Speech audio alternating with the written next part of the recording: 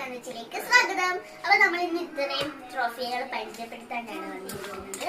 അപ്പം കുറേ സംശയമായിരിക്കും എന്റെ പേര് എന്താ നന്ദച്ചി എന്നാണ്. അല്ല, എന്റെ പേര് നന്ദ എന്നാണ്. എന്റെ അമ്മ എന്നെ നന്ദച്ചി എന്ന് വിളിച്ചാണ് എനിക്ക് നന്ദച്ചി എന്ന് പേര് വന്നത്. അപ്പൊ നമ്മൾ ഇന്ന് ഇത്രയും ട്രോഫികളാണ് കാണിക്കാൻ വേണ്ടി പോകുന്നത്. അപ്പൊ നിങ്ങൾ ചോദ്യമായിരിക്കും ഇത്രയും ട്രോഫികൾ എവിടെ നിന്നായിരിക്കുമെന്ന്. അപ്പൊ ഞാൻ ഡാൻസ് പഠിക്കാൻ പോകുന്നുണ്ട്. ഇപ്പൊ 6 വർഷമായിട്ടോ ഞാൻ പഠിക്കുന്നത്.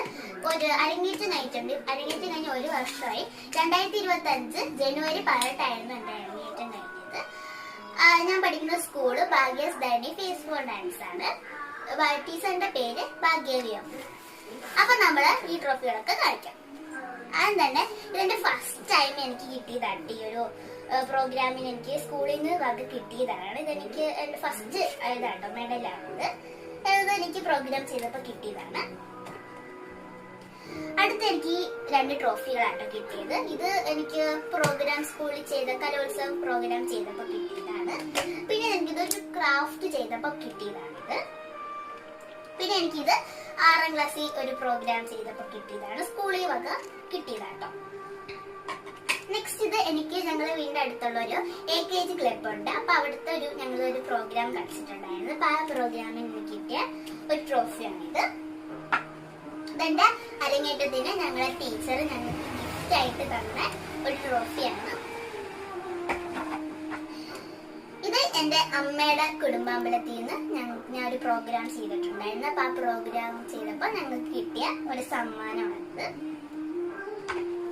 പിന്നെ എനിക്ക് ഈ നടരാജ വിഗ്രഹം, ഇത് ഞങ്ങളെ വീടിന്റെ അടുത്തുള്ള ഒരു ചേട്ടൻ ഞങ്ങൾക്ക് തന്നെയാണ്. പപ്പയുടെ ഫ്രണ്ടാണ്. അപ്പം ഞാൻ വിചാരിക്കുന്നത് ഭയങ്കര വിചാരിച്ചാണ് എനിക്കിത് വേണമെന്ന്. അപ്പം അരങ്ങേറ്റത്തിന്റെ പിറ്റേ ദിവസം രാവിലെയാണ് എനിക്കിത് കിട്ടിയത്. എനിക്ക് ഭയങ്കരമായിട്ട് ഇഷ്ടപ്പെട്ടു കേട്ടോ.